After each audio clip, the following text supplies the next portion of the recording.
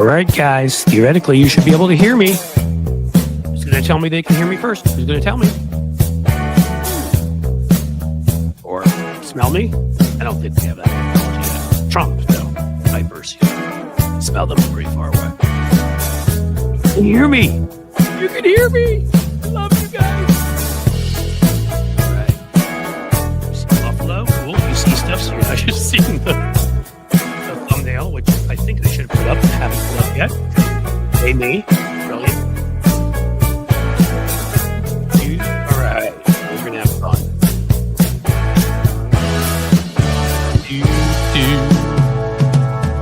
Loud and clear. Oh, that's giving me such joy.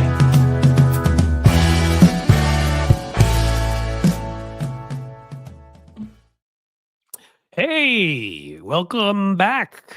Coming to you from the Queen City, Radio City, though not via radio. Because and if I were, I worry even more that you couldn't hear me because that's all I would have to offer. But apparently you can see me, hear me. A lot of you guys are saying hello. Mr. WW is funny. He's got the audio off, so that's on him. If you don't want to hear me, you can probably find ways not to.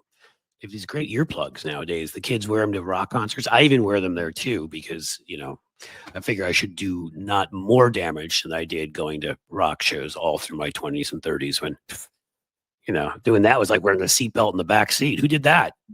Like, you know, not smoking. We were smart back then. Actually, I didn't ever smoke except for once in a while when I drank. So here I am admitting that to you, all of you who I know so well personally. Well, you know, let's just get right into it. Well, you know, today's not rant isn't going to be a long one, but let's get right into it. Here we go.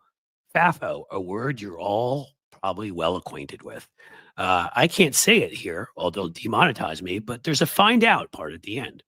And I got to tell you, you know, there are Trump voters out there. There are people that supported him who had interests in supporting him. Doesn't mean I think that it was right. In fact, I think it was immoral. It was horrible. I've said this to a few people and maybe risked some friendships. But I don't care because that's my feeling on anyone that would look at that thing, that oily, greasy Jabba the Hutt sort of thing that leaves a trail of slime behind it when it rolls across golf courses, and vote for it to harm people, to destroy our country, our currency. I don't want to go into all of it. There's so many ridiculous plans this guy has that make no economic sense, no foreign policy sense. I mean, it does, I guess, if he's owned by Putin, and we all know there's no connection there, as the New York Times once pointed out. But the people that voted for Donald Trump, and he went up among numerous groups who voted directly against themselves. You know, we used to tell a mythical story of lemmings. It turns out it is mythical. Lemmings don't just all walk up and hurl themselves off a or cliff's edge, if you will, into the water. They try to actually cross bodies of water by hurling themselves, and they're not very bright, and they end up falling in, which may be a better metaphor for Trump people. I don't know. Maybe they don't purposely destroy themselves. They're just too dumb to know the difference. But a couple stories have come out the past few days, and I'm sorry. I'm exhausted, man, woman. It's been 8 years. I've fought against this monster for people, friends, for family, and for everyone else there I don't even know. People I'll never meet because something about cruelty and incompetence and viciousness and destruction bothers me when we could all be working together to improve our lives. We don't have to all agree on every issue. We don't have to agree on the exact tax rate. We don't have to agree on the exact amount of regulation, but a common sense, forward-looking society, you know, like most of Western Europe and Canada and Australia, solve the big problems that these places solve when they have them. But no, we had people that were taken in by disinformation, and obviously a lot of that is on our ridiculous courts for what they allow to be said and done. We have First Amendment extremism. I've talked about that before. A lot of it is the fact the right wing has built up this massive information ecosystem, disinformation ecosystem, and we haven't countered it. That's on our billionaires. And a lot of it is on our pathetic mainstream media I spend lots of time going off on, who don't understand what it is to be media, to be news. They don't even know what their role is in a society. They don't get it. They think it's to sit there and, as a stenographer say, A said this, but B said that. Wonderful. Anybody could do that. Can we get parrots to do your jobs? No, they're supposed to get people truth, but it doesn't let people off the hook, plenty of whom have made clear they know what was coming, or they knew what was coming. Or if they didn't, again, you're a lemming in the stupid sense. What is wrong with you? So Donald Trump spent his time in office attacking unions, as you guys probably know, and attacking really any foreign country having any ownership here. That's the whole thing behind tariffs. It's jingoism. It's rattling the cage. It's xenophobia. It's, tied into wanting to kick immigrants out. It's the whole, we're not going to let those foreigners own us. So it would be shocking, for example, to union steelworkers in Pittsburgh who went against their unions and rallied around Trump, even though all the Republican Party has done since its existence. Even as other parties have changed, one thing's remained constant about the Republican Party. It has always hated unions. It has always attacked unions. And so these folks in Pittsburgh's Mon Valley are now outraged at Trump because he has promised to block a $14.9 billion sale of U.S. steel to Japan's Nippon Steel Company. Wow, what a shock. You mean he's not going to let a foreign country with people that look different than us, non-white people. He's not going to let them take over a company in Pittsburgh, no matter the benefits to everybody, no matter the fact that workers will make more money, their benefits will go up, it'll be better for us. Of course he's not. He's not about that. Remember, he's about attacking people. He's about labeling people by how they look, how they talk, what they like to eat. They're eating the pets. Obviously, I'm joking. He proved who he was. So you guys thought that if a Japanese company came along, for example, that he'd let them take you over. Good work. I don't feel sorry for them in the slightest. In the slightest. And I know others disagree with me, but I don't care. I'm tired. I care about the people who are union workers and the steel workers who did vote for Kamala Harris. That's who I feel sorry for. The ones they quote in this article, I am very frustrated with the news that came out last night. United Steelworkers Local 2227 Vice President Jason Zugai said. I have to look and see if Zugai supported Trump, but being that he's in here, yep, Zugai said he was a Trump supporter who helped organize trips of steelworkers to Trump rallies. Wah, wah, wah. I wish I had that sound effect here. I need to learn how to do that. Sorry, Jason, I don't care. Your family may suffer now. Your income may suffer. And you know what? You voted for it. There are a lot of other steelworkers that didn't, and now they're going to suffer too. So I have no sympathy for you. And then we have the Muslim voting community for Trump. Wow. That takes a lot of that takes turning your brain into a pretzel of sorts, twisted around enough to believe enough that Trump could support Muslims. You see, folks, you guys, people like me fought against the Muslim ban back when Trump was president the first time, said it was racist, outrageous, horrific. People like us pointed out and fought when he wanted to go and bomb various countries in the Middle East because it would be fun. That would be bad. But for some reason, I know we're not going to get into the whole difficulties of the war going on in the Middle East, or there's multiple ones, but let's say Israel and Palestinians and others. But what I will say is this, you may have disagreed with Kamala Harris. You may have thought she didn't go far enough for your taste in protecting the Muslim community, but you thought Donald Trump would protect you. The guy that kept meeting with Bibi Netanyahu, a war criminal, and putting his arm around him, the guy that Bibi Netanyahu endorsed, the guy that said it quite openly when he spoke in large crowds that he wouldn't be asking for any kind of ceasefires. Well, now they feel duped somehow because he went to Dearborn, Michigan and places like that and said to their faces, no, I'll protect you. There we go. Another article. U.S. Muslim leaders who supported Donald Trump to protest against the Biden administration's support for Israel's war, blah, blah, blah, have been deeply disappointed by his cabinet picks.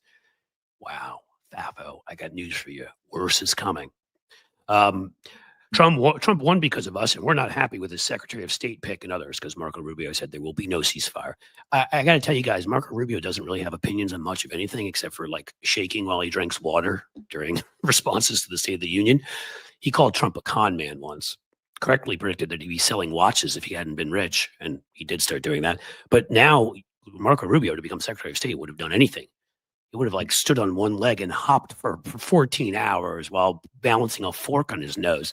He has no principles. So you thought that they were going to do the right thing, and that wouldn't have mattered who Trump picked. Same with Mike Huckabee, the ambassador to Israel, who is a vicious, lying lunatic who once sent out emails to people saying there was a biblical cure for cancer if they just gave him money.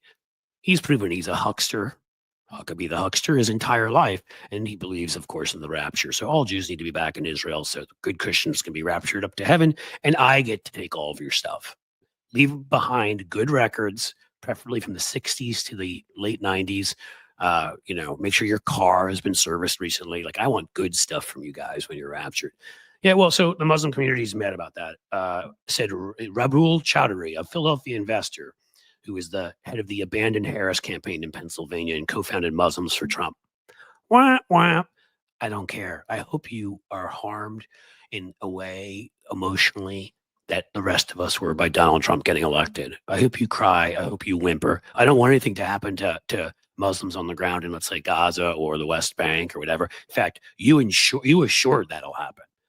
I care more about the Muslim community than you do. You voted for the guy that just said open season. But so I'll feel sorry for their pain. I'll feel sorry for the 70% of Muslims who were smart enough to vote for Kamala Harris, who was on their side. Not you, not the 30% who voted for Trump. I won't feel one bit of sympathy for you no matter what happens. I'll save it for the people that are going to suffer in your own community because of your stupidity. And of course, we couldn't finish any of this off without those who may be deported, who voted to be deported. What do you say to people when you see 55% of Latino men vote, breaking records, voting for Donald Trump? What do you say when such a large portion of that population ends up switching over? What I say is I feel sorry for the 45% that were smart enough not to. See, I will never condemn whole groups. That would be Donald Trump who does that. I will condemn the members of that group that are idiots. And again, 45%, but also he went up among the Latina population, among women. What were you voting for? Well, here you go. You get Anna Orozco, who's now voted for Trump. I think she said 3 or 4 times. She said that while she's angered by Trump's racism and anti-immigrant ideals, she voted for him because of the high cost of living. She hopes her young children will eventually be able to buy homes. Okay. But what concerns Orozco is the possible mass deportation, how it could affect her family. You see, her aunt has lived in the U.S. for more than 23 years and doesn't have legal status. According to Donald Trump, she will be deported. You did that, Anna. You helped make that a reality.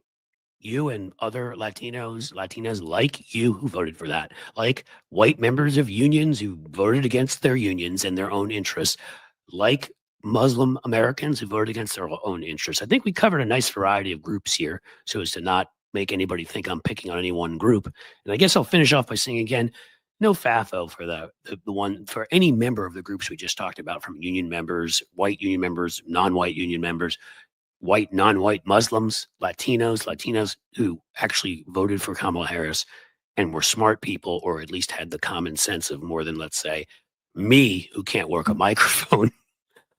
But if you chose to vote for this man after all he said, after all he did, after Muslim bans and deportation and attacking unions his entire first term and making it clear he wasn't going to let foreign companies own American companies, FAFO, guys. FAFO. Couldn't care less about you. Not going to worry about you. Not going to have sympathy for you. And if it hurts, good. Because it hurt the rest of us, what you chose to do. And it hurt people I love or who have lost access to control of their body and what country my kids will now grow up in. So don't come to me for sympathy or help or anything else. I'll help the members of your groups who did the right thing. And that would be Cliff's note for today, everybody. Hopefully you could hear all of that. Hopefully you could see me while I was doing that. And hey, I see Tony now. I'm going to let him in. Yeah. Can I push back on your FAFO? I'm going to shit in your FAFO cereal, I think. Dude, are you getting me demonetized already? Do they demonetize for the shite word? Do they? I'm not sure. Well, let's see. It's 2:16. I think in the first 10 minutes, but I think we may be out of the danger zone. But try your best to be a child. Try to be a child like I All have right, to be. all right, all right, all right. I'll Like try I to have be to be a child. good. No, I'm not criticizing you. I'm criticizing me, like the way I have to behave like a child and dance like a monkey, apparently, to get them to not make it so that I spend 2 hours here doing this and make $2.17 from it. That actually happened one time when they completely demonetized me. $2.17. That's Yeah. $2.70 more than I made. I'll tell If you. you'd like, I'll send you the check if it's going to help you Great. out. Yeah, you can send me any money you want, buddy. Okay. Well, And all so of you, I'll here's say quickly before Tony Yeah. talks, who are the super stickers.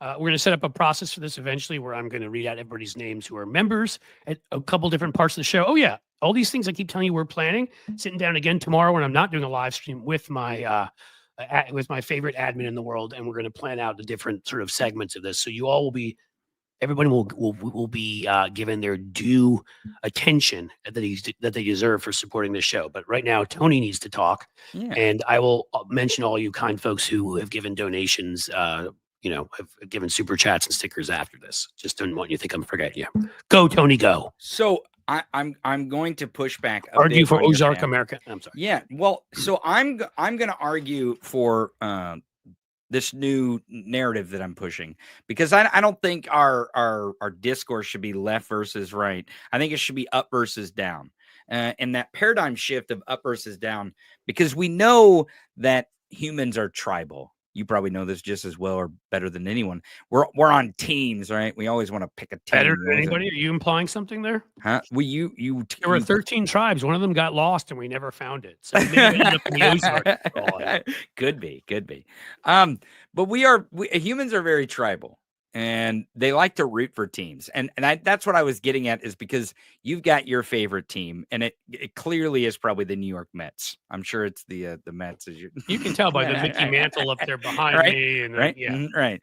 But I mean, it's the reason why sports is so commercialized and it's able to be marketable, is because everyone gets to pick their team. They get to be on that team no matter how good they are, no matter how bad they are, for like decades and decades and decades, and never win a single championship, let alone win a division championship or a game. Right. Fair. So knowing that humans have that psychology, my case for the not so FAFO approach is that we change teams. We disband the left team. We disband that team. That team does not exist anymore. We're not on team left anymore, because we're not going to be in this battle of left versus right. So we don't have that team anymore. We are on, when we're on the battlefield of up versus down, we are on the down team, right? We, the people, the great American working class, are on that down team. And I believe us being on that down team, knowing that we have to compete against the up team. So we need as many people on our down team as we possibly can get. So if we stay out of the way of this discourse of left versus right, and this feeling of FAFO that we really crave, because I know the feeling. Oh man, do I want to smear their faces in that pile of dog poop? See, poop. I mean, the stuff that they smeared on the walls of Congress? Exactly. Their own poop. Notice I said poop. Is that a word that we can use? Can we use that word? I think we're going to find out. I mean, apparently, we can't use that word, man. This monetization stuff's in trouble. I was going to tell you, eventually, it's just going to be like, "Hello, Anthony. How are you today? I'm doing great. To see you, and you seem very kind." Because that's the point we'll get to. Yeah. But my argument for not saying I told you so much, or rooting for what they voted for as their against their own wallets, against their own interest, I guess, because that's kind of the narrative there, I guess. There's different ways to frame it. I actually liked how you framed it. Well, it's not just wallets, because I was talking about groups that voted against, exactly, who had been banned from this country or going to be deported, and it's broad. Or they had different ideals about world conflicts and things, and they chose to for whatever reason, either to abstain or to vote, or to whatever their decision was, vote third party, to make sure that the person who is worse for their interest, whether it be their self-interest or their other interest in the world. But if we know human psychology is tribal and this team mentality, then us doing that, I believe, puts us in a position where we have these same old battles, right? Instead of making sure that we disband the teams of the left and the right, and we open up our team to anyone who is on the downside, who wants to play on our team, the great American working class, I think that's going to be a much better position. And that's what I believe is going to be good for discourse. Again, I don't have a magic ball or anything. But I don't know. That's ball like Donald Trump Jr. Yeah. Well, can I say that? I don't know. I have no idea. I don't know if you can talk about drug addiction on. I'm sure you can though. I think if it all depends on how deep you go into it. But here, let me respond in a couple ways. Yeah, go ahead. One is we're still only weeks into this thing, and I'm angry, which of course you know. Yeah. And I have family members. Who isn't? Right? I have family members who again lost rights because of this vote. Granted, right now, some of those women's control of their bodies may be legal in Ohio based upon a ballot measure we passed, but a federal ban would take care of that. In addition to that, I have obviously many female friends in other states, Texas, for example, places like that, who have lost complete control of their bodies and are in danger now if they get pregnant. So that's one thing. My kids, who I love dearly, who are teenagers, who had to live through 4 years of this guy, and I tried to explain that to them early on, and now are going to have to live through this horror show where everything we try to teach them about what's right in the world, they're going to see the exact opposite. The lesson they're going to learn is crime pays.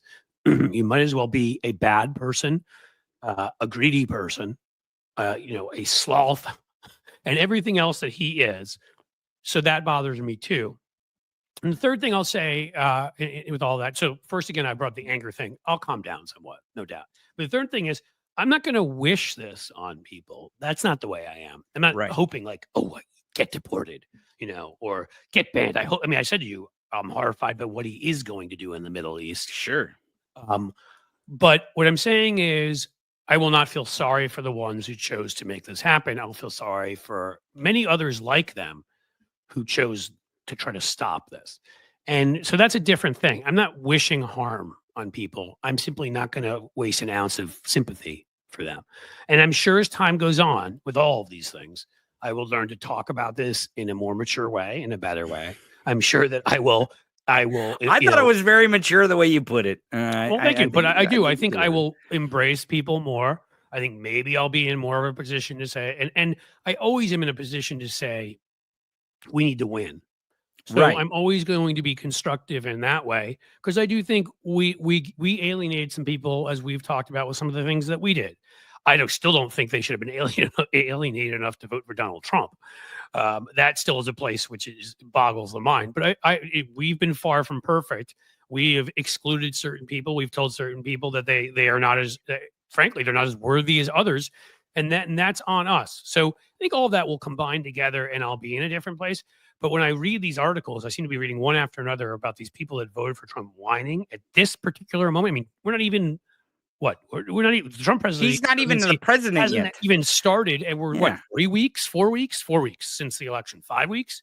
So I'm sorry, at this moment when I see them whining already, it just pisses me off even more. So can I go to one of your points there, because I it's not that I don't want FAFO.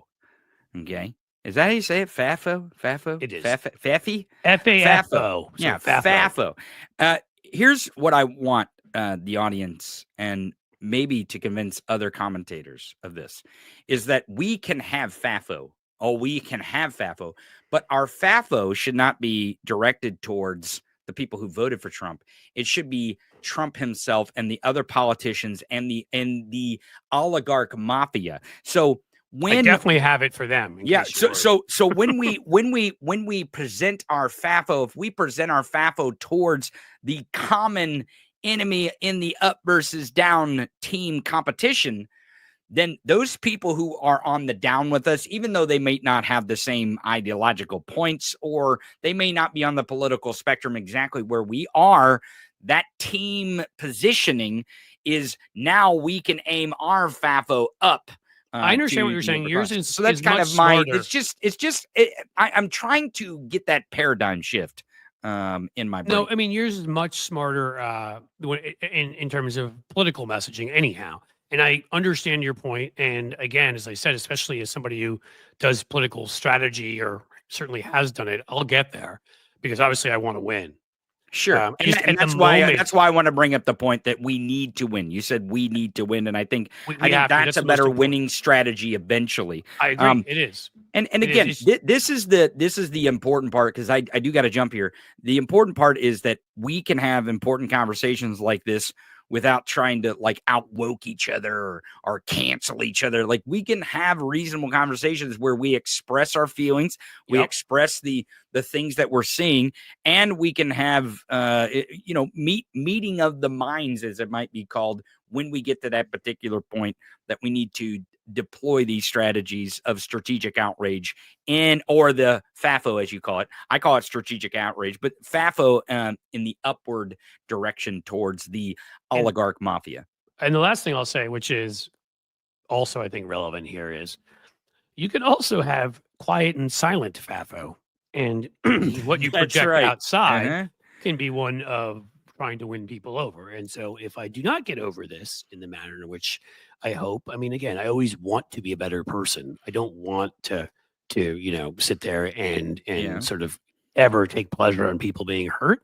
But I'm angry right now, and I'm not going to deny it. Very angry. So that affects some of it. And if that lingers and that doesn't go away in the manner in which I hope, I will be more quiet about it, and I will be much louder about inclusivity and winning people over, because I've done that plenty of times in elections before. There are plenty of people that trust me, I haven't wanted to walk into a room with, but if we could win their vote, you win the election. That's what an election is about. It's about putting together a coalition to win, and then all of us benefit more and we move forward together, which is what I talked about at the beginning of that, or what Kamala Harris was offering. I still want that. So yeah, that will be one way or another. I'll be saying the right things at the right times. This is a moment in time, and it's a moment in time when I'm not particularly pleased at what I'm seeing on a daily basis in terms of who's being nominated and Elon Musk's role, unelected oligarchic role in this administration. And yeah, we are going to have to all unite in the end, as you and I have discussed separately and Sure, together, yeah. to take on the ridiculous, punitive, I would say almost criminal. Yeah, no, not almost criminal. Billionaire class that is, it's not every one of them, as I point out. Sometimes there are a couple of good folks in there, but overall, a class of people that have pillaged and ripped money from everybody else in every way possible. There was just a story on some of them and how they use a loophole to not pay Medicare taxes. It's like 30 or 40 years old. Did you cover that? No, but I've got one more thing that I said yesterday, is that billionaires commit more crime than the great American working class, and it's not even close. Oh my gosh. Not even close. Average day. Yep, that's right. That's right. So them basically are our oligarchic overlords and our monopolistic companies that are destroying our freedom of choice in terms of good products, the quality of our products, our environment, the wages of workers and the rest. Yeah, I'll definitely be on board for that, because I've been screaming against monopolies forever now. Well, let's yell and scream about monopolies. I think that's good. Cliff, thanks for having me on. Tired of the microphone monopoly here. Yeah, that's right, killing exactly. Thanks for having the conversation, because I think it's an important conversation about where we go with the messaging and stuff. My key point, Tony, has been, and you've said the same thing, is it angers me when people do call each other out in disrespectful ways and try to destroy each other and do all this stupid stuff. Because again, unless our conversation is about something ridiculous, like, is Jim Crow good or bad?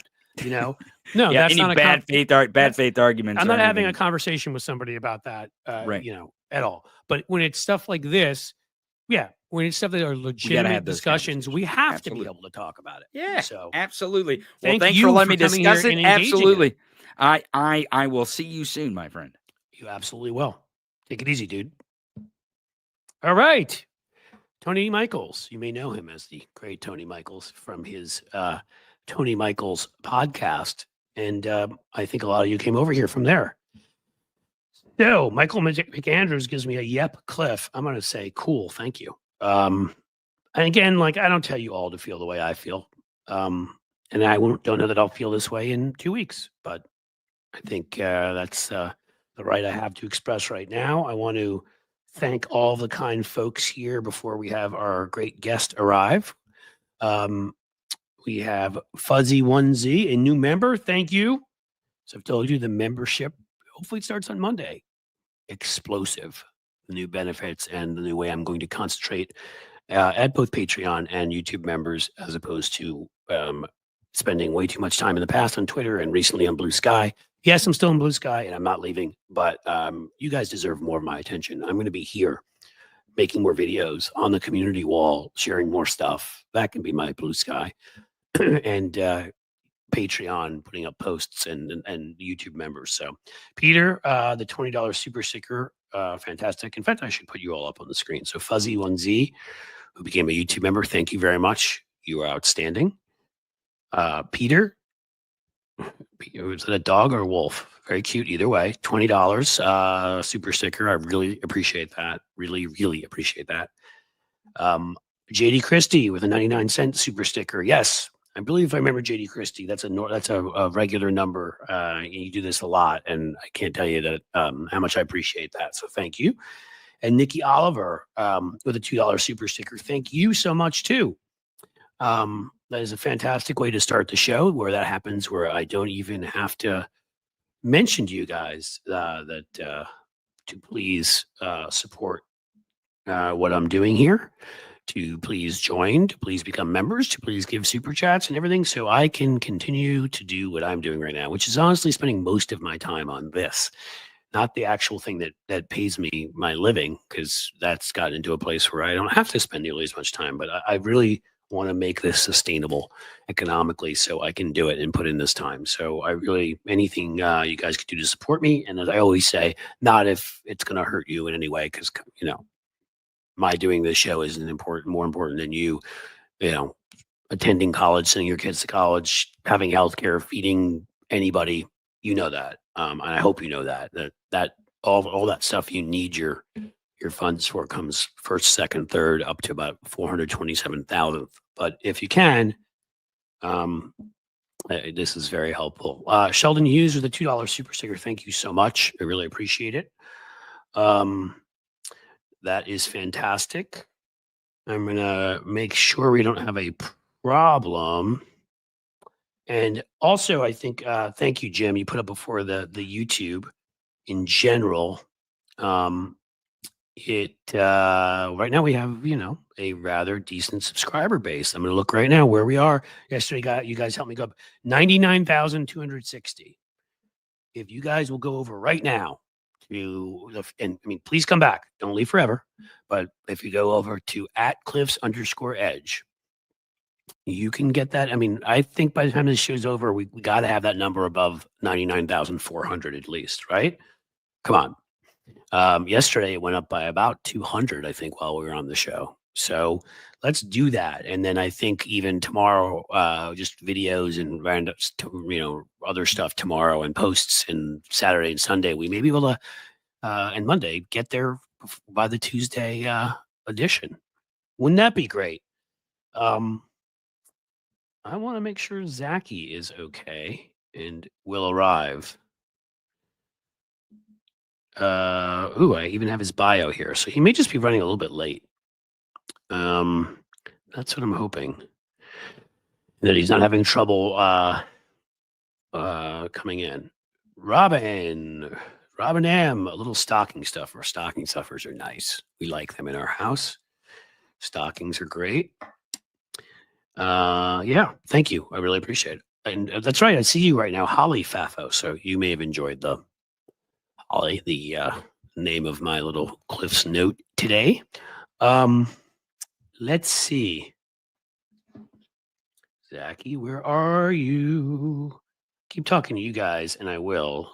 And hell, we'll just talk the whole show. But I just want to make sure that there's not something going on that's not allowing him to get in here. You know what? 1 second, folks. We'll see.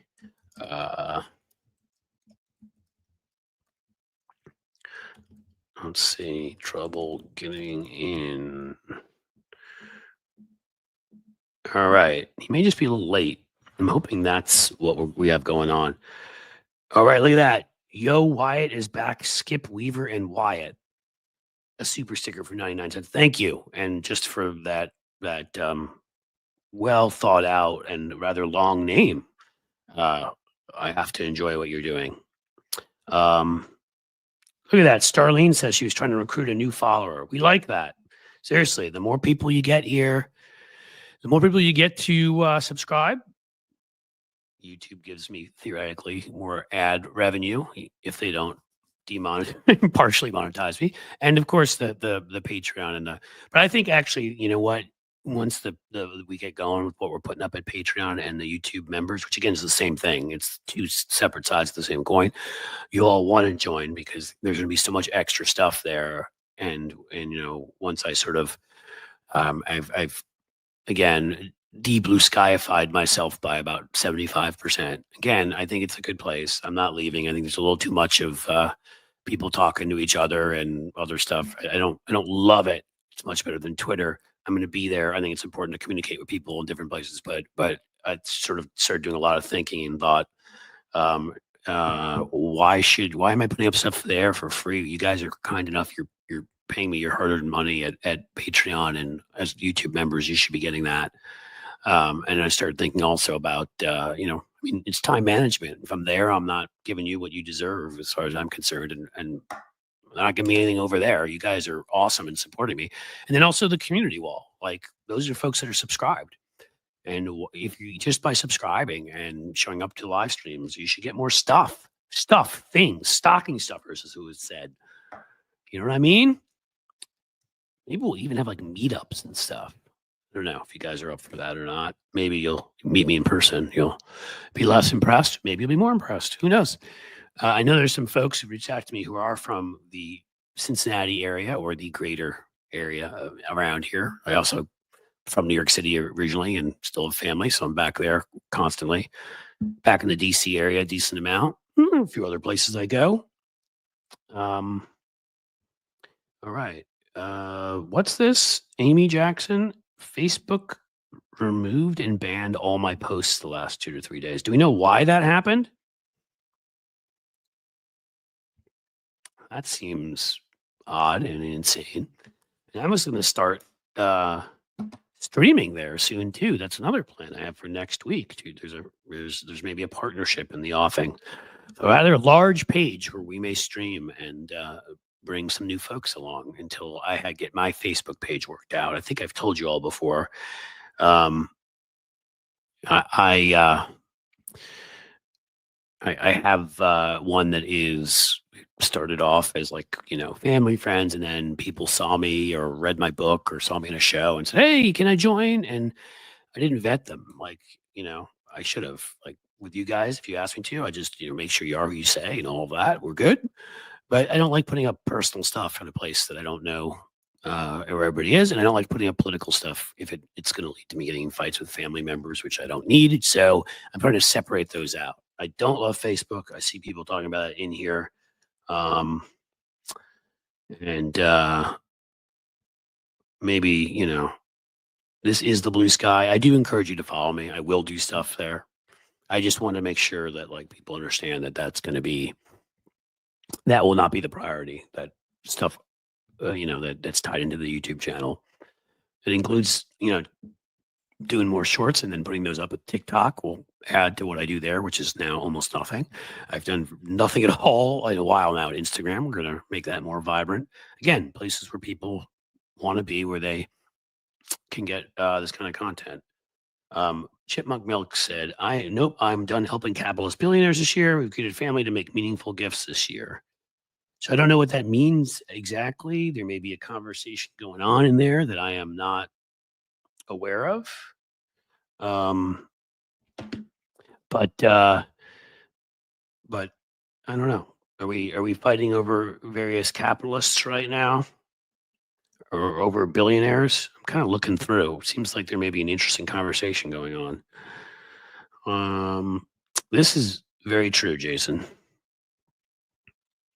This is the constant problem. This is Rome. This is, Greece. This is past republics. It's why no republic has ever lasted forever, and we have to break that record to do it, which is people get fat and happy. Think about World War II. I mean, I always like to point out to people as a baseball fan, Joe DiMaggio went and fought. Ted Williams went and fought. Did not matter.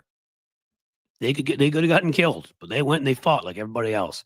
Now we can't even be bothered to ask regular upper middle class people to go fight our wars. It's only if you have to pay for college or join in the military just to make a living. And then we send you off and like we ignore the war unless something big happens, like an explosion that the media can cover and get clicks or whatever. It's just like we're not fighting the war at all. During World War II, you couldn't get a car. They were all making tanks and armored vehicles and things of that sort, all the car companies, because they were in on the war effort, right? You couldn't get a house built. Those factories were building all sorts of other things for our war effort. You see, we used to be whether we were right or we were wrong, and I'm not saying that was a better time because clearly racism, sexism, every ism was far worse. But I am saying that we were a society and we've gotten so rich and sort of fat and lazy as a society that this is when you tend to get to a point where you forget what it is that made you great.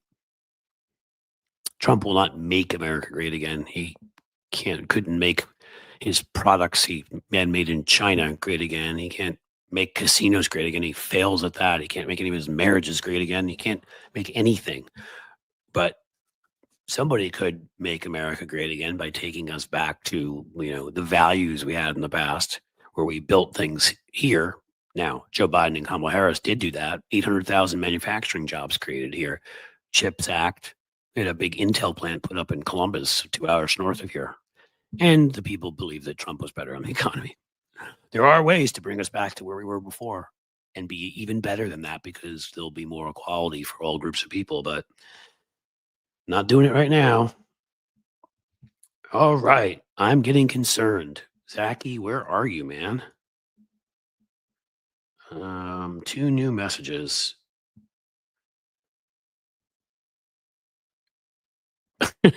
I was worried I should have sent him something. I was like, did he think it was a different time zone? And he did. I never thought about that. I thought he knew it was Eastern. I thought I'd said that. I'm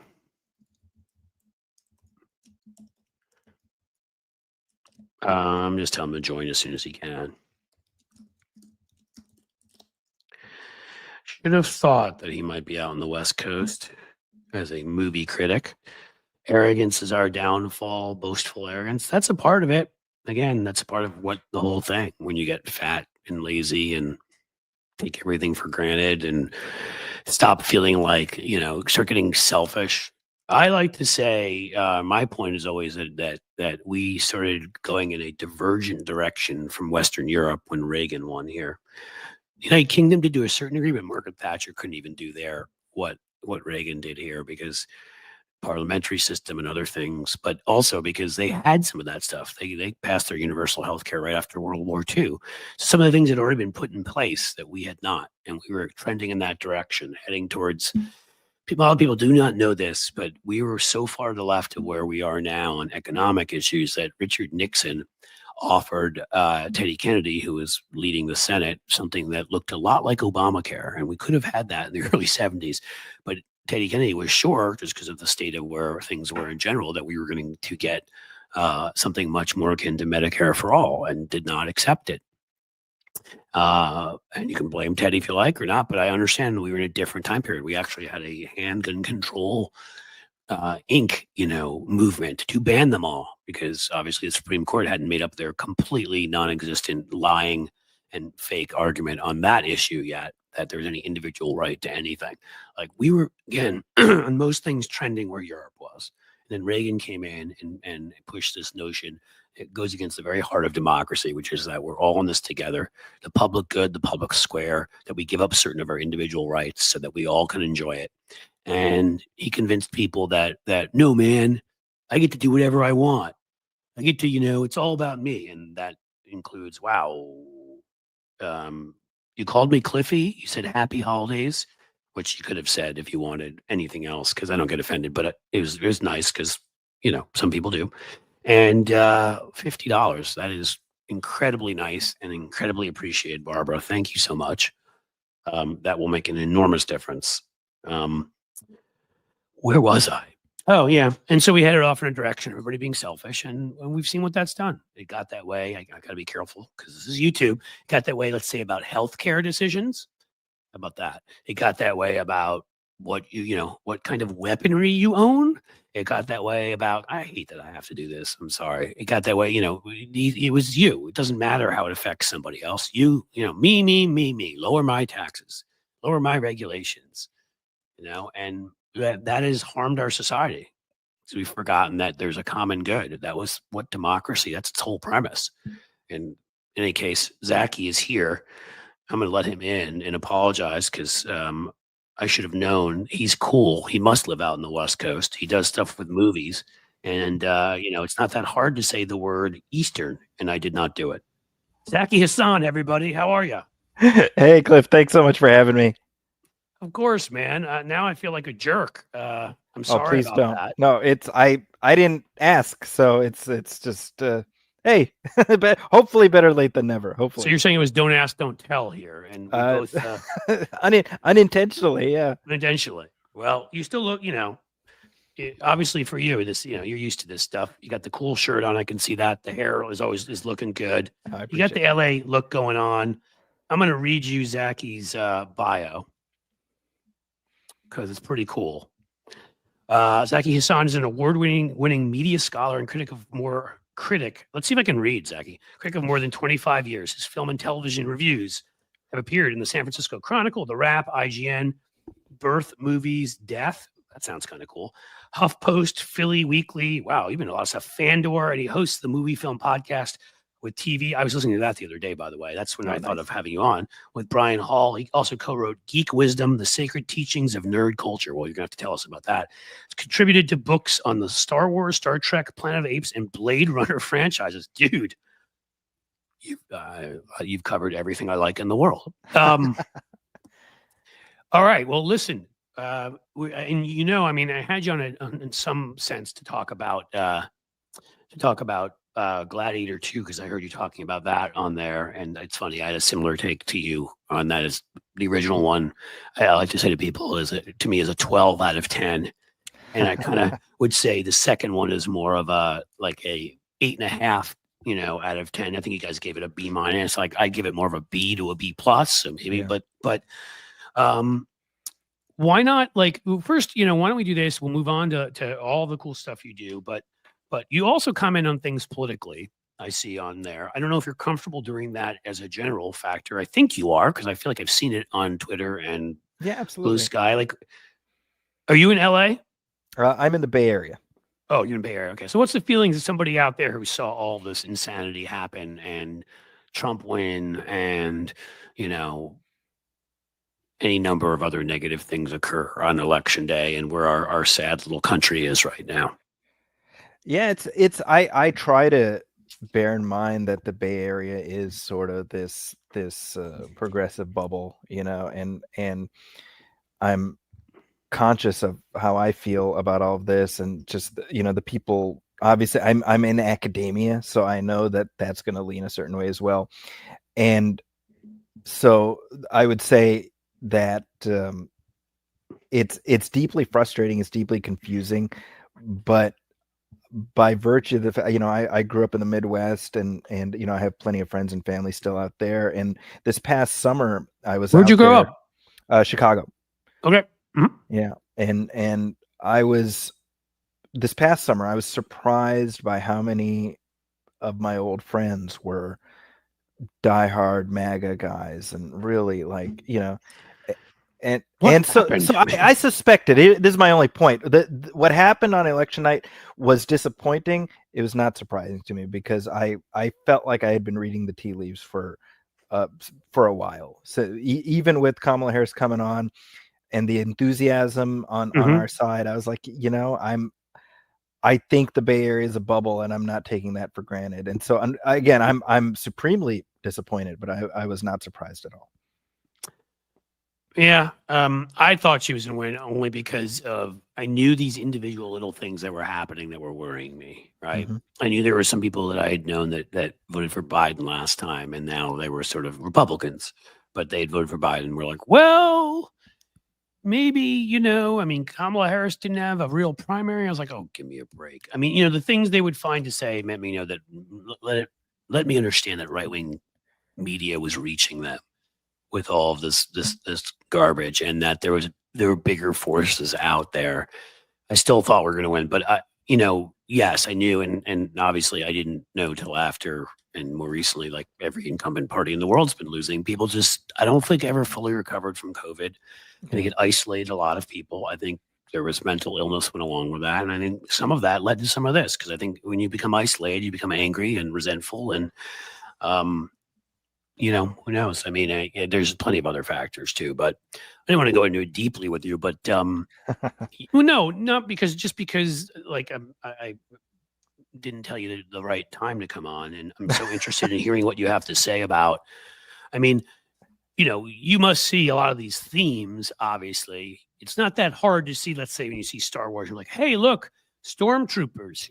Wow, where'd they get that name from? Or, like X-Men. Where'd they come up with that? Like, was any of that an interest to you in getting into this? I mean, did social justice play any role in it, or was it all just like you just thought this stuff was really cool, which is a completely awesome and as good answer. I'm just wondering. That is such a great question. I don't know that I've ever thought about it in that way. I'd like to believe that my, just the way I view the world and my relationship with other people is at least partly affected by, the pop culture that I've internalized, and the concepts. I was just talking to somebody yesterday about, and if you know me at all, you know how much I love Superman. I got Batman behind me, but Superman is still my boy.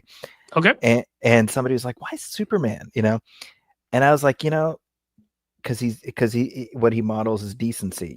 His greatest power is that he can do everything and he uses it to help people. And Yeah. I'm like, if that's not a lesson any of us can learn, which is we all have our skills, we have things we can do. Use what you can do to help other people, and that's something I've grown No, up I mean, that is a admiring. good way to do it. Whereas Batman is the vengeful. I'm just putting your name in here because there are people who are asking. Folks, I don't always put the names of guests in maybe I should start doing that again. I'm learning like everybody else on the fly in the descriptions, and I probably should. So I'm going to make sure I spell it right. And I don't know, Jim, you should be able to, if you be able to find, oh, there we go. Look, Jim always beats me to everything. No, I put up the wrong thing. There you go. Media critic, Wow. author. Look at all these places you can find him. And I It's read terrifying. exactly. You can find him. I've read you the things. I mean, I didn't just discover this guy by accident. Now, I love all this stuff. So I am a big movie fan. I am a big, Marvel Universe, DC Universe. Maybe wasn't always as good, but some aspects of it have been awesome. And some of the Marvel ones, geez, I saw the new one. What's it called? Got like a 9% Rotten Tomatoes. Oh, the Craven, the new one. Yeah, Craven I the hope Hunter? it's not that bad. Because I'm we're going I'm to go seeing see it. it. I'm seeing it tonight, so I'll let you know. You have to let me know. So okay, so you love all that stuff. What is your favorite kind of? Do you have a favorite genre? I mean, is it more of the comic book movies? Is it more of an action movie like a Gladiator type thing? Like, what's your? You obviously love Superman, but what's your real? Whenever people ask me what's my favorite kind of movie, the answer I give, and I promise this is not a cop out answer, it's the truth. I like good movies. So in other words, I'm willing to go into any genre and be pulled in, and I love that experience. So Yep. Obviously the stuff, I have an affinity for the sci-fi and whatnot, but I mean there's plenty of not great stuff there, but there's no better experience for me than to go into a movie with no idea what to expect, or maybe even be like, I don't know about this, and walk Right. out being like, whew, that blew my hair back. That's the best Yeah. feeling in the world. Yeah, I have to admit, like, I have a soft spot for in these movies. First of all, I love like the the ones, what I've liked about the Marvel universe is when they've taken risks, and they've done something like, when you get like a Logan, you know what I mean? When they feel like, okay, that's actually a Western sort of, and it's sad, and it's, he happens to be a superhero, as opposed to, when they've done those kind of things. I gotta tell you, what still my favorite, and it will be, is Captain America and the Winter Soldier. Sure. And what I love about that, especially in this moment, right, is you've got this negative force in your own government, this almost like this parasite that's been there forever, that is working against the people. This sense of paranoia is in the air. And I love those 70s movies like The Parallax View. Great little story here. 3 Days of the Condor was filmed in Peter Cooper Village, New York City, where I grew up. Wow. So I do not remember this, but I've been told they filmed this, not the whole thing, but there was this big scene when Max von Sydow is trying to take him out with a rifle, if you remember that. He goes up into an apartment building, gets in an elevator, and he's trying to avoid him. That was filmed, we're in the area, literally in one of the buildings next to the one I grew up in. And, Robert Redford's just kind of wandering around Peter Cooper. And apparently my parents took me out there. I think I was 3, something like that, and we saw him. And that's what I loved about The Winter Soldier, is that in a callback to that, they were making quite obvious what kind of movie this is supposed to be. This a spy thriller in a way, like one where you don't trust your own government. You don't know who's against you. And they cast, of course, Robert Redford in one of the main roles in that movie. And I loved it. And I loved, like, the gunfights, okay, whatever. I love the kind of martial arts fighting scenes. That is my favorite in movies. So it's funny because we have a debate in my family. My kid, my older son loves, Tony Stark. I'm like, Tony Stark's awesome. I like, and by the way, Elon Musk is nothing close to that. So everybody who fell for that, like me, not that. He'd be like Tony Stark, but if Tony Stark got about 45% more pale, put on about 215 pounds, didn't have the armor on, and tried to listen into everybody's conversations and screamed and yelled at them and told them that he was right and they were wrong. And if he'd made his money off of apartheid. Okay, so now we can move on. But he loved, he loves that. But to me, and not to say I don't love that character, and that character arc definitely in the final movie was incredible. But I love those scenes, like those scenes in The Winter Soldier and other stuff where he's jumping over the car and kicking the knife out of his hand, and they're going back and forth. And I don't know, it's probably why I like the John Wick movies. It's probably why I like Black Panther a lot. Is up there almost with that movie with me. I like those kinds of fight scenes, and so those get me more. So I love that movie. That that's kind of an example for me. And Winter Soldier is kind of the best one of those. Certainly the first few batches of those MCU movies. Yeah. I mean, again, and I'm not, everybody, that's the right to their opinion. They don't have to agree with me, but that one will always be there for me. Okay. So here we go. Somebody's saying Russell Crowe has really let himself go since Gladiator.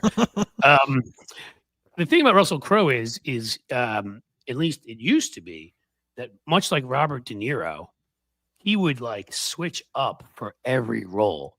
The amazing transformation from when he did The Insider, where he put on a whole bunch of weight to look like the character, and then got into this buff, guy that was going to beat you down in the arena. And I think, if I'm right, The Insider was a year before the Gladiator.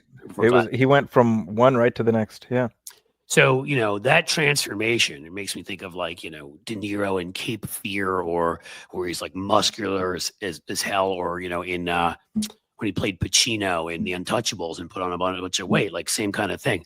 So in case, again, Gladiator is an all-time great to me, up there with The Godfathers, up there with Apocalypse Now, up there, I mean, I love it. And it sounded like, from what you were saying, you're on on your podcast, you're in the same place. Is that right? Oh, very much so. Yeah. My co-host Brian and I, we actually recorded a commentary track for the first Gladiator just before seeing the second one. And so, that was actually a great experience of just really being able to go through and talk through, the things that jumped out at us. And it really, I remember watching that movie opening night, and I was probably 20. I was 20 going on 21. And it really, it knocked me on my feet, because it was it was something that it was the type of movie we weren't really seeing a ton of. I think there had been Braveheart a couple of years before that, but Yep. those big sort of sword and sandal type thing, right? Gladiator brought it back for a couple of years there, and so it's a master class of the type of movie that was being made at that era. And I don't, even Gladiator 2, which I think is effective, and we have many of the same people involved. It's not on the same tier to me as the first one. Yep. And it can't be, it can't be. Well, and that's what I was going to ask you. So because I have certain biases, right? I told you, I mean, the sort of, I mean, it's not the same thing as the martial arts to me, but sword fighting, that kind of stuff, like that all appeals to me. I'm a guy who went to the point of like, never got my dissertation, as I love to point out, but PhD history level, like Roman history, I love. We were actually just there, my family, this summer, and like it was so cool to see the second one after I'd been to Rome before, but it'd been a while after seeing the Colosseum again and all that. And then, of course, there's the parallels to, what we're dealing with here, bread and circuses and leaders using, here it may be the WWE instead of Gladiator, but it's the same kind of, bravado and take people's attention away from the real problems of the poor and the suffering with all the tough macho kind of, circuses. I mean, spectacles that Trump creates and all that. So, okay. So even the first one, because, Bush in office, who wasn't Trump, but was really bad. And all that. So I have a natural affinity, but I was going to tell you, like, I was going to ask you from your perspective, what makes that movie so amazing? Because I feel like I know the reasons I do, but I'm not a film critic like you. So what makes it rise above other films of that ilk? Because I can't answer that question. I mean, I can in individual parts like I just did, but I don't know if I can as a whole, and maybe you can. Well, I can certainly offer my perspective. Yeah, I think the framework that the story exists, the story is hung on, is a pretty familiar story. It's not really reinventing the wheel. I've said in the past, if you watch Ben-Hur, very very similar to Gladiator. The Count of Monte Cristo, very very similar to it's familiar, and I think that's part of its appeal. What makes it distinctive is, well, two things. Number one, we were just talking about Russell Crowe. I think you have anyone else but Russell Crowe in that movie, I don't know if it works as well as it does. They had offered it to Mel Gibson, and I mean, this is current day.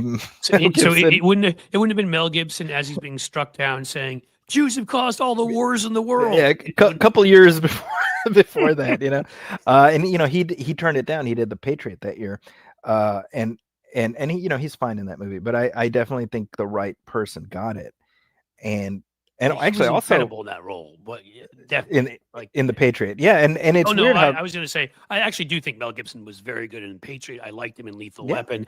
It's very tough for me to watch him now because I hate him as a human being. I have to create this mental barrier for anything. Like, I don't watch anything of his recently, but like pretty much all the stuff of his that I used to like, I still like. So I have to kind of create like this iron barrier in my head to be like, that's Martin Riggs. That's not Mel Gibson. And you know what really pisses me off now is jerk Sylvester Stallone had to go and do the same damn thing. He kept his mouth shut for so long. Yeah, dude. He even had come out for some common sense, more moderate policy when I was doing stuff on universal background checks and things like that. Like, he had come out for some of that, and I mean, calls Trump the second George Washington at Mar-a-Lago. I was like, you're killing me. And he's got a new, Rocky movie coming out, and like, I don't know that I want to see it anymore. Yeah. And I loved Creed, and the original Rockies, and some of the other stuff he was in. I mean, I never thought he was a particularly terrific actor, but he gave it some oomph to it, and he's shockingly, when he talks, you would think he's not a very bright person, but wrote a lot of those screenplays. And now, I mean, thanks, dude. You got to go Mel Gibson me. So now, like, I mean, I'm just going to go back and watch all the old Schwarzenegger ones, man. He came out harshly and smartly and very in an educated way, even talking about his own dad's experience of how his dad was broken by his association with the Nazi party because he realized how terrible that had been, even though his dad wasn't like a killer or anything. And Schwarzenegger came out and wholeheartedly ripped Trump and endorsed Kamala Harris. So I guess I guess I'm gonna have to pick my action stars. I don't know. You're right. The older ones, like it's gonna be hard to not watch the original Rocky again or whatever. But I don't want to as much anymore. I didn't mean to get into that political side. No, of the it's conversation, disappointing. It's definitely disappointing. But I do think what you're saying, Russell Crowe, from the toughness to even tenderness at times, right? Like he brought everything to that role.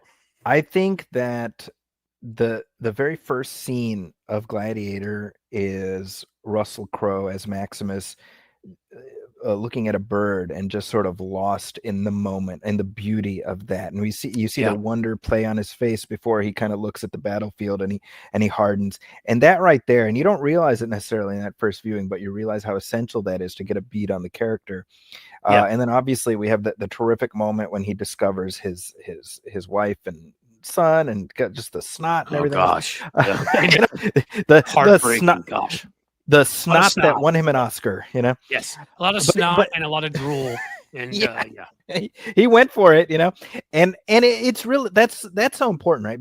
Because to me, that entire movie builds up to when he takes his helmet off, he turns and faces Joaquin Phoenix and says, "My name is Maximus Decimus Meridius," and everybody in the audience at that moment is kind of leaning forward, among great movie speeches. Yeah, right. It's a moment. I mean, again, it wasn't really a speech, but sort of like Avengers Assemble, where you just want to get up and cheer. You know, I mean, yeah. We were just talking about Stallone. David Morrell, who wrote First Blood, the novel First Blood, he talked about how one of the essential parts of that story that makes it work, and First Blood, both the book and the film are terrific, but Morrell uses the concept of righteous vengeance and the idea that if you push your character hard enough, then we as the audience sort of sign off on whatever that character needs to do in order to exact vengeance because it is righteous. Right. And I think Gladiator is a great example of that, because what happens to Maximus is so far beyond the pale. And he's shown to us as such a decent person that we're with him and we're like, boy, just beat the shit out of Commodus, and I think that's why it works. So it is a predictable story, but that's why it works, he does the right thing also in a way that, like, he wants to give up power in the George Washington rejecting the crown, and the famous general was based upon Cincinnatus, which the city I'm sitting in right now is actually named after. Who did not accept, who decided to walk away because it should be a republic and it should not be an empire. So it all goes back. Yeah, right. Crazy. I'm sure we'll hear that from Trump at some point. So to me, the second one, I don't know, guys.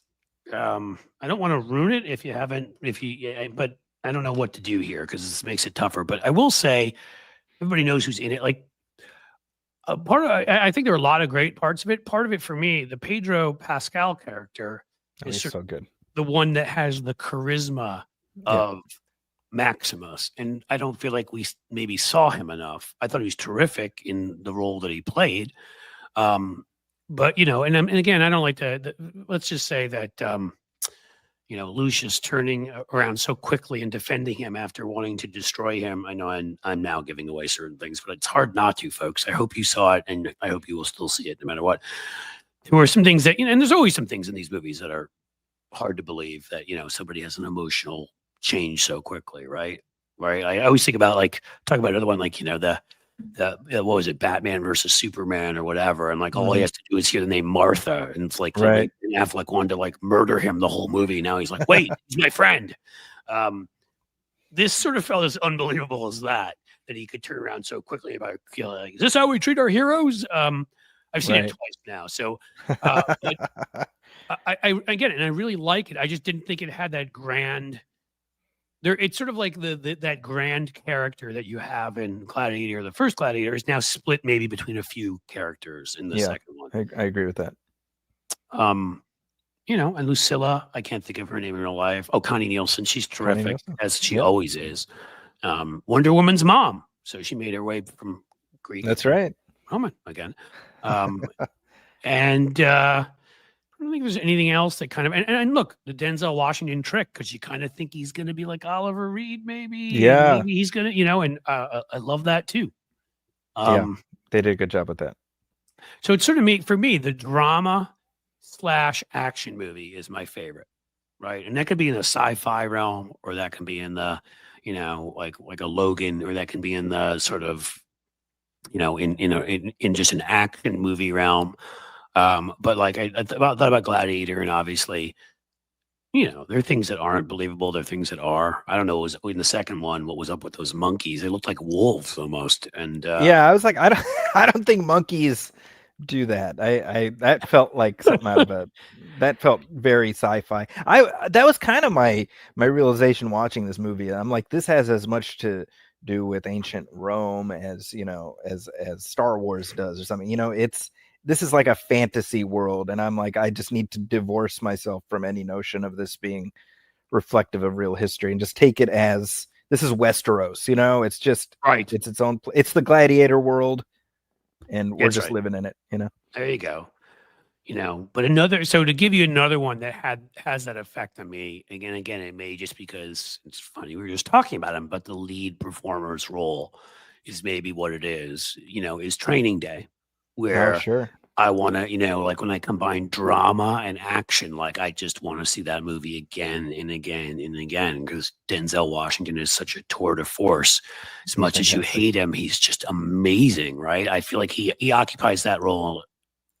Again, I'm a novice. You're the pro. Tell me if I'm wrong. But I feel like he inhabits that role in the same manner in which, Russell Crowe does. Absolutely, yeah. And those movies were just a year apart, I think, right? Gladiator, yeah, because Denzel won the Oscar the year after for Training Day. Oh, look at that! That's right. They both won the Oscars for those. Well, man, those are 2 good years. So you picked up on something. I guess so. I mean, they those and again, those all had great. Was Scott Glenn in that? Like they all had great supporting casts. Obviously, Ethan Hawke, and that helped make those movies so good. Other stuff like that you would say is out there in any of these realms that you love right now, recent stuff. Yeah, recent movies you've loved that you say to people. I mean, it doesn't matter if they're a couple years old, right? We can, as we were joking earlier about, I think YouTube, they'll probably demonetize me just for saying it. YouTube TV, is like raising its price up to like $84 or. I'm so mad about that. Can I just tell you? So we're joking. We're like, remember, because one of my big things that I will talk incessantly about when I talk about politics is our monopoly economy and how it destroys everything from workers to the environment to enriching people to a point where they're dangerous to democracy and all that kind of stuff. And like, we all like, yeah, we can cut the cable cord. Look at that. We're all going to just watch these apps. There's, it's only $7.99 a month and only whatever. And then of course now, like you have 47 of them and they all cost a lot more than they used to. So it's like, I need Amazon, Disney Plus or whatever plus, Amazon. What am I looking for? What's the second word in there? Whatever it is, their video service. Prime Video. Thank you. Prime Video and Disney Plus and, Netflix and Hulu. And it's like Apple Plus and all of this. It's like it's kind of changed the landscape, let's say. And now it's probably more expensive than it used to be. I cut the cord exactly 10 years ago, 2014. And at that time I had Prime, Hulu, and Netflix. And so I was looking at about, whatever it was, like $28, something like that, 20, less than $25, I think. Yeah. And at this point, between the streaming services and freaking YouTube TV, I'm easily spending more than I was spending on cable 10 years ago. So boy, they shafted us good. Yeah, and that's the thing, right? Don't regulate industries and they will do this. Any case, so we got all these streaming services that we're all overpaying for. What do you recommend that the last couple of years would have been kind of some of your favorites, and even if you want to talk about some stuff out like this year, I don't know, whatever you got for me. I'll tell you, this has been a movie I've been recommending people, and they're like, seriously? But I kid you not, I thoroughly enjoyed it. Is Red One, the new Dwayne Johnson, Chris Evans Christmas movie, which is on Prime Video today. Okay, and unfortunately, I like both of them. So well, this is the thing. I think The Rock's sort of persona has begun to grate on people. A bit, I can definitely see that, and I think this is a movie that actually leans into her persona in a good way, and ultimately there's a message at its core that I like, and I'm not Christian, I don't celebrate Christmas, but uh, even still, this is a message about Christmas that I find very compelling, and I took all my kids to see it, and they all really enjoyed it, and so I would say give it a shot. I think. Okay. Great banter between Dwayne Johnson and Chris Evans. They're terrific together. Chris Evans clearly having fun. This is I always say this is Johnny Storm era Chris Evans as opposed to Captain America Chris Evans. I got you, but I love that one too. I mean, that was exactly. Of course, seeing the Deadpool movie and right. pull that little switcheroo. I mean, they talk about before. I mean, that's probably my favorite movie. Again, I'm not saying ever. The first Deadpool is up there with these other things I've talked about, and again, there's drama in that too. There is torture. There is losing a loved one. There's all sorts of things. But the third one, I mean, just the fun between those two guys, but between Ryan Reynolds and Hugh Jackman, and then you throw in, and at a certain point, you throw him, him in too, and it's just like, are you kidding me? The Johnny Storm kind of character that was fantastic. No pun intended. Yeah. So there you go. No, I punned and I didn't even mean it.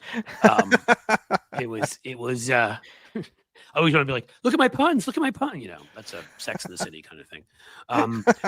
But yeah. I mean, Chris Evans with those two guys. My gosh, like it's hard to have more fun than that. So that was another one. So I don't know. You may not have brought that one up, but you gave us what's the name of the one you just said? The Christmas one? No, Red One. Red One. Okay. Because the thing is, I admit it. I'm a little biased against Christmas movies, not because you see a bunch of them and it ends up being like Tim Allen in a fat suit, and after a while you're like, okay, I don't know about this, but you know what? I will see this one, and Chris Evans is an easy sale for me. So. Yeah, you know what I've been telling people about this movie, kind of your point, like, you sort of think of the Santa Claus with an E, and I'm like, think of this as Men in Black, but it's about Christmas. Oh, okay. So there's like this whole bureaucracy at the North Pole and how this stuff work, and and it tonally it's very MIB. So it is humorous, but it plays straight with its premise. And I think that's why it worked. It's kind of like a very different, but last year or 2 years ago was a movie called Violent Night with David Harbour as Santa Claus. And it's like Die Hard, but with Santa. How have I not seen that?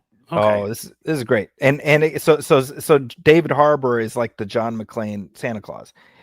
And again, it's not Elf, it plays straight with its premise. It's funny, right, but they play it straight, and I think I personally think that's sometimes the harder thing to do, as opposed to hanging a lampshade on everything and be like, oh, this is so stupid, right? Right. And so I appreciate that. I didn't realize I was going to be like sitting here recommending Christmas movies, but those are the ones that come to mind. Hey, well, if those are the ones you like, it works for me. Yeah. Anything else recently that piqued your interest? Oh, well, a movie I did not like as much, which I kind of I didn't know that I went in with high expectations, but I was hoping for more, was the new Lord of the Rings animated movie that's out tonight. Yep. It's called War of the Rohirrim, and it's a good story, and I think that if one enjoys this franchise, it's kind of fun to dip in and sort of hear the music again and see the things that you're familiar with. But it's so cynical. That's what really irked me, is even as I was watching it, I was like, why did they make this movie? And as I was watching it, I was like, I'll bet you there's like a rights issue, and they just wanted to get something out the door. And then I read up on it. It's like, that's exactly why, because Warner Brothers was going to lose the rights, so we need to put something out there. And I'm like, I hate that stuff, man. I'm like they put care into it, they put thought into it. So I'm not in any way denigrating the work of the people who made it, but it's just, this was not a story that was demanding 2 hours and change to be told. It's right. It's literally, it's based on something in J.R.R. Tolkien's appendices, and they blew it out into a feature. And I'm like, well, if this is what Lord of the Rings is going to be from now until the end of time, well, that's a shame. I mean, Yeah, don't do that. And again, there's Yeah, others guilty of that before too. But sure. Yeah, that's a too disappointment, many of these especially if you, franchises. right, right. Well, I think they get to a point where they've had so much success. They're like, yeah, we can put a crappy one out, and I'm sure That's right. they'll forgive us. We'll make some money, and everybody will be happy. Yeah. But okay, so that one we shall avoid. How about one more good one? You got one more good one One more for us? good one. Let's. Um. Oh well. Skeleton Crew. That's the new streaming series. I just dropped a review of that at the Chronicle, and we're Okay. talking about franchises that are overdone. So maybe Star Wars falls into that. But my feeling with Star Wars is, give me something new, give me something different Right. within this world. And this show, which is created by John Watts, who directed the recent Spider-Man trilogy, Right. clearly he grew up with the same 80s influences as me, and maybe that's why I'm happy as a clam, because it's my partner Brian Hall, he always talks about, like, I love movies that are about the magic in your backyard. And All right. Very he cool. right, like E.T. and Goonies and things like that. Yeah. And this is very much that. It's sort of like you take a little Goonies, you splice it with Flight of the Navigator, sprinkle it with a little bit of Star Wars, you get some Jude Law in there. That's always a good thing. And so far, at least, we got something pretty special. All right. Well, you know what? Yeah, we generally like that stuff's cool because we all have our sort of biases in the family. I've got two boys, myself, my wife, but we all come together on Star Wars. That is something. Nice. The Star Wars universe will so that's good. We watch, we set time for those. We all come together on the Marvel stuff pretty well too. Yeah. Yeah, I'm falling behind, if I'm being honest, with Marvel. It's just there's been so much. It's like it's hard to keep up. Well, yeah, there's got to be a point where I think they could have slowed down. There's a little too much out there. So I'm not saying we've seen all of it, but we try to when we can. And then there are some Star Trek haters. I won't expose their names in my family. So I go, I watch it, and I love it. And I've watched the recent series. I love the one with it has oh, come on, Pike. When they go back to Strange New Worlds. Yeah, I love his portrayal of him. He's so great. Always heard about Christopher Pike in the in the original, and like I just love where, and then you see it in the reboot, obviously of the Star Trek movies, which I liked all of those that J.J. Abrams did. And I agree. I generally would have been so skeptical and been like, wait, you're going to try to replace Leonard Nimoy, and you're going to try to replace like William Shatner and all this. And I mean, man, was that cast brilliantly, and it, 'cause how many other things those guys have all done. Yeah. I mean, Zoe Saldana now, I love Lioness, which is something I'm watching, which, I would recommend if you like that kind of thing. That's more in the sort of spy, well, not spy, but yeah, CIA operatives kind of realm. She's in that, Nicole Kidman, a few others. Right now, Kirk Acevedo, who is always friendly and on places like Twitter, and he's great. Is showing up in there, which is pretty cool. Obviously, Chris Pine has been in about a billion things, and possibly my favorite of all. What's his face from The Boys? Carl Urban. Old Carl Urban is amazing. I mean, different roles he plays, the accent he takes on there, and the whole thing. And then you'll see him play McCoy, in those Star Trek movies, and sound exactly like him. It's amazing. I mean, he's so good. And I mean, even in a small role, was utterly hilarious in the Thor movie. He showed up with like that. Oh, right. I forgot about that. I love Carl Urban and everything. So, I mean, man, again, it had to be a good story. There had to be a lot to it, but the casting was brilliant. I love that reboot. And again, I would have been skeptical of any reboot of Star Trek, and they did it, and they did it well. And it was cool how they changed the timeline, and so they could have whole new stories. I agree with you, and if I can add one other thought, you can add a million thoughts, my friend. You're talking about Anson Mount as Captain Pike, and obviously we got Chris Pine as Kirk, and I think that to me, all there's a lot of window dressing that's been changed around with Star Trek and the more recent stuff. Just of necessity, it has to adapt to modern times. But what they've preserved, to me, the most essential thing is the core of doing the right thing, as far as what motivates our characters. I saw somebody on a video online, and they were making a joke about sort of our politics right now. Oh, it was like a Manosphere video. I think it was Cody Johnson, but it was like, if you want to look at how to act, just look at Star Trek captains. And I found that very funny because it was, it was amusing, but it's also like, yeah, basically, right? When in doubt, you can do a lot worse than saying, what would Picard do? No, I mean, Roddenberry looked at, in the future to what he hoped was an ideal world, right? I mean, it isn't, people try to say, and of course on the right, like, oh, it's communism. It's not communism. If it was communism, then it turns into Stalinism. It's socialism. And you can believe in that or not believe in that or whatever. But point being, I'm not even sure it's pure socialism, because clearly some people in that universe are wealthier than others. So I don't really know how it works, because it does seem that currency doesn't really seem to exist as much. So, and I'm not sure how it works, right? Like Picard, and I watched the Picard series.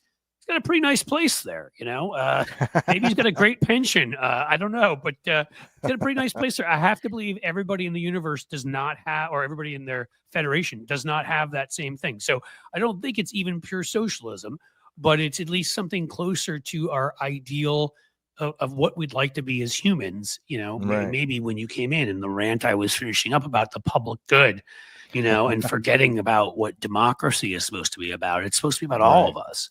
It doesn't mean we don't have individual interests and likes. It doesn't mean that we're not still in a system where, there's a certain amount where you are trying to earn money because you want to do things. You want to take vacations. You want to do whatever.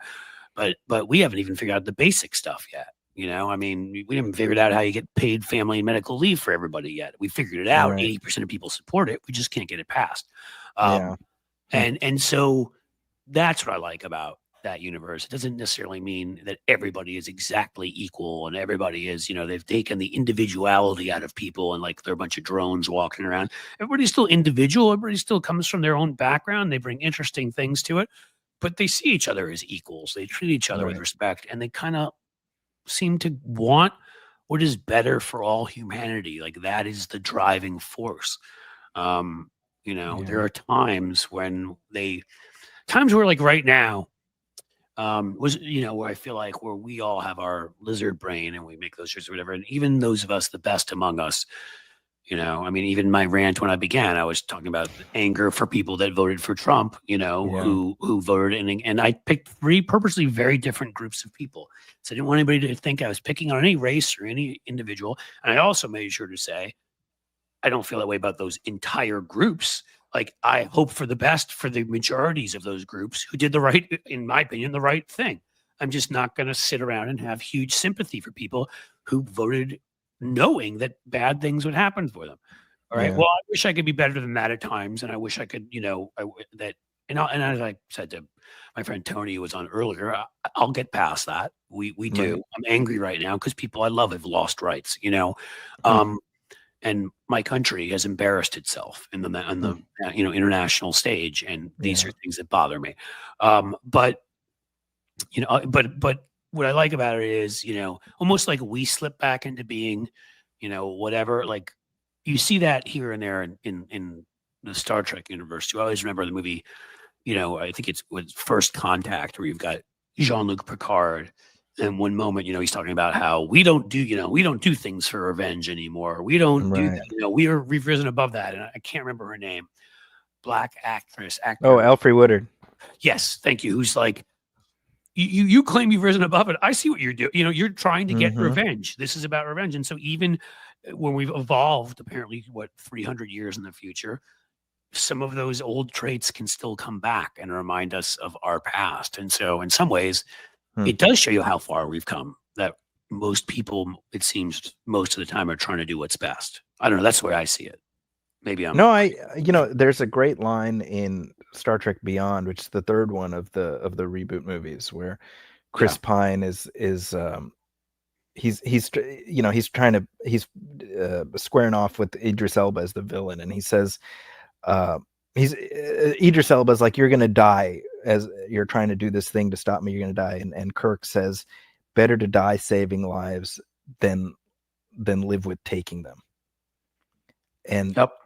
That's one of those lines for 8 years now. It's stayed just nestled in my brain because I think that and hopefully none of us are in a situation that dire, but if you use that as a Northern Star, I think you'll be all right. As I kind of go ahead. Sorry. Yeah, no, I think about that so much. I think about that with, when we had the Congress back in the first Trump term, they were voting to take away the Affordable Care Act, and during the height of the pandemic and the behavior, and I kept thinking about that. I'm like, people are dying because of your decisions. How do you live with that? Immeasurably, empirically, lives are being lost. Right. You're causing it. I don't know how Right. people live with that. Like, you're the exact cause. Yeah. I was only going to say it's funny, that line, and I've seen that movie a couple times, and I hadn't remembered that line. Of course, and this will be trite because I'm sure a lot of people would say they remember this, but for me, it's always, the good of the many outweighs the good of the, when he's giving his life, yep. First, when he's giving his life in Wrath of Khan, and then when we change the timeline, and it's the opposite. Oh, that's right. Yeah, they do a great play on that, and it's that. Yes, I'm giving my life because why would I not give my life to save the vast majority of people here, right? Like, the good of the many outweighs the good of the few or the good of the one, And I kind of felt like what you said, if that were people's North Star, how different we would be. Yeah, that's again. Go ahead. Sorry. No, it's just, I mean, when we talk about the way this election went down, I mean, that's sort of the misery of it, is that we know what's going to happen as a result of his agenda, and it's going to be suffering for a lot of people, and he was very open about that, and people turned a blind eye to that, and that's it's I try not to be frustrated by it because I try to You're focus. a better man than me. I sometimes cannot be, but it gets to me. The movie Independence Day, which is, it's not, it's not Citizen Kane, but I think there's a lot in it that stands the test of time. Although one moment, it's after the president's after Air Force One is taken. The speech is great. Oh, it's one of the great ones. But even earlier than that, this is the aliens have attacked, and there's just devastation. The president is in Air Force One, and he's just sitting there contemplative. And I think the character played by Margaret Collins, she comes up to him, and he just says, "A lot of people died today. How many of them didn't have to?" And this is a president who, in the context of the film, did everything. He did the best he could given all the knowledge he had, and yet he carries that guilt. And I always think about it, I'm like, Donald Trump is somebody who's incapable of grappling with the question as complex as that, No. And again, the whether it's Morgan Freeman, whether it's Michael Douglas, whether I'm trying to think of Martin Sheen, the people who've played the president in various things I've seen, have always had that moral complexity. They've always had a dark side to them too, and whatever. But they've still understood what their role was, and trying to make the world a better place, and trying to make the country a better place. And that's, again, my reaction to Trump. I mean, that's it. It's not that even that people voted for a Republican, which would have been bad enough, who was proposing cuts to Social Security, whatever, which would have angered me. But this isn't even a human. This is a creature. Yeah. I mean, it is a creature that lives for every deadly sin and for whatever pleasures him at any moment, be it woman, be it money, be it fame, cruelty, because he seems to really get off on that. And how you could look at that, and again, people who I know have kids, people I know have daughters, people I know have had people rip them off in business, and it's just amazing to me. Yeah. In any case, so before I let you go, because I do have to go actually drive a son soon, my older son, to his vocal lessons. He's a lead singer in a rock band, which wow, that's awesome. Yep. He's old school too, sort of the 60s classic rock up through, I'd say, grunge and some stuff like that. And just he really is into it. And the band has gotten booked a bunch of places. It's a ton of fun. So yeah. So what do you leave folks with? Anything you want to say on the way out the door, or in the way in the chair sitting there?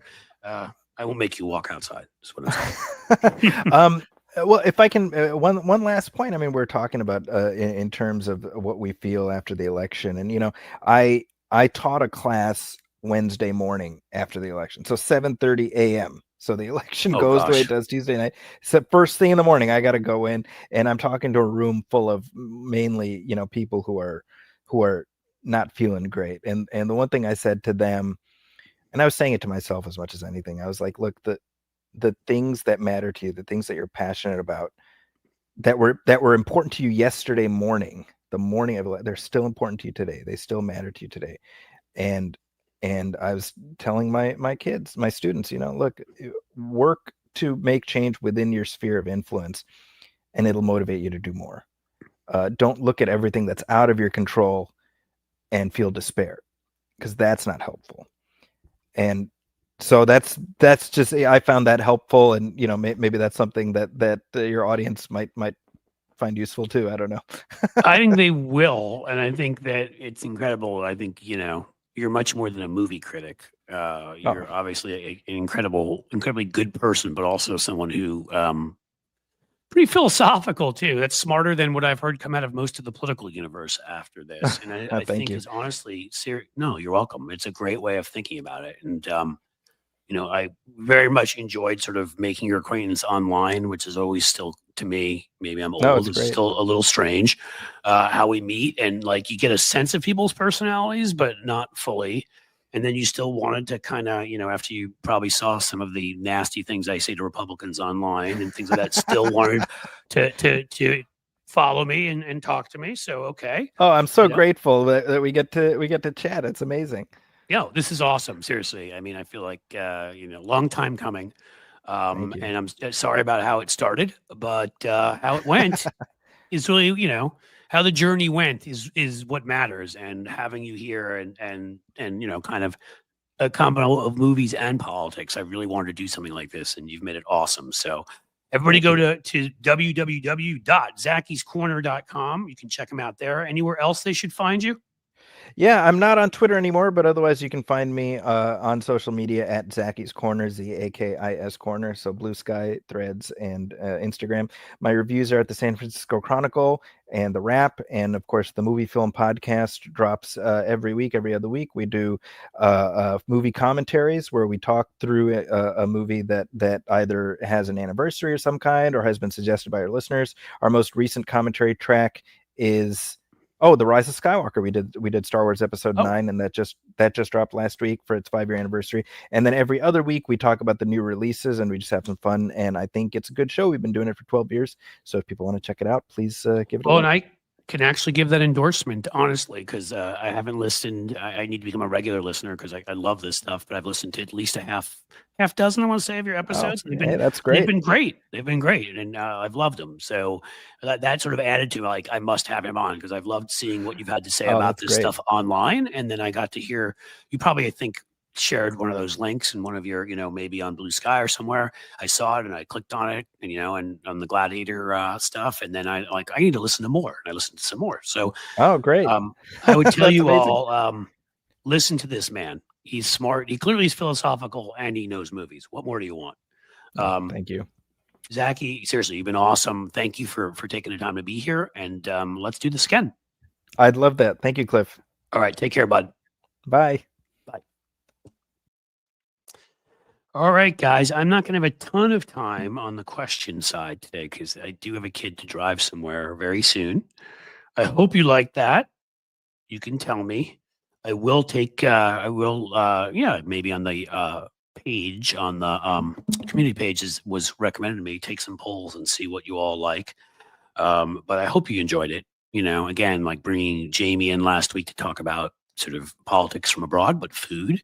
Some people who have been comedians, some people, have been people that I do stuff with that are, I mean, Bob Seska, background in the music industry and all that. It was fascinating. I hope was to me, try to get people on, hopefully, that interest you in other ways. So we expand kind of what we talk about. And it doesn't just become politics. It's politics plus. Good. Alton Gillespie tells me that he enjoyed it, and Nikki Oliver says that she loved it. So I think that is the kind of strong endorsement that we like to get here. Let's see. What else? Do we have anything else? Any other business? Movie talk is cool. Music too, Robin M. Well, good, because we're going to have a lot of both here, because I love both. We may even get, as I've said before, I've got some people who've promised me who are playing actual rock bands, and have been in movies. So we, right, there is more. And I think you said Politico. I think you probably meant politics, and that's the way I see it. There's a lot, politics is important, but says other stuff. Clip still showing 99.2.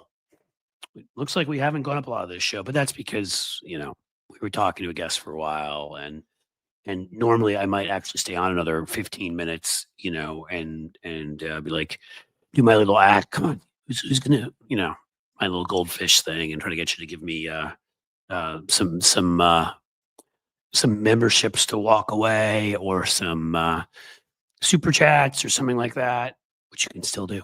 But I'm not gonna, I can't sit here and do too much of that today. You guys are fantastic, and I am gonna have to leave a little bit early, so I apologize for that. But don't worry about the 99,200. We got other ways to get to where we need to be. Let's see where we are on Tuesday when I do the next one of these. I have a feeling if we haven't surpassed it, we will be pretty darn close. So I just say to anybody here right now, please subscribe. Please. Mr. WW, thank you. You did great, Cliffy. See, you're calling me Cliffy now too. Everyone's getting the memo. Good luck with the music business. Get receipts. I'm not in the music business. I will invite people from the music business. That I promise you. Oh, you're talking about my son. Yeah, we'll see what happens with him. We will get receipts there. I promise you. He's got a really good voice. We'll have to see what happens, and has some stage presence. Do I know, or do you know James Jarsmush? I do not, and I probably should. Let's see. Embarrass me. Jarsmush. Let's see. American film director and screenwriter, independent cinema, Stranger Than Paradise. All right, looks like somebody good. I wish I knew him. I'd have him on. I do not know him, but maybe sometimes in these cases we know people in common, which is a way that I'm able to get some folks on. I know somebody that knows somebody. Sometimes I just know them. I think well, I think, yeah, there you go, Mr. WW. Friends in a semi-successful rock band, parents paved the way, like paying for college. Well, that's what we're trying to do. That's the plan, get a college degree because the world's the world, but also keep doing your passion. Diane Capobianco, I didn't get to say that name yet today. Thank you. Cliff, big energy hug from Avi Eva. I probably pronounced that wrong. Iva, that is my bad. But I'm going to jump and say to you guys, you're fantastic. We will pick this up on Tuesday. And yes, as the sun sets slowly in the west, I bid you a fond farewell.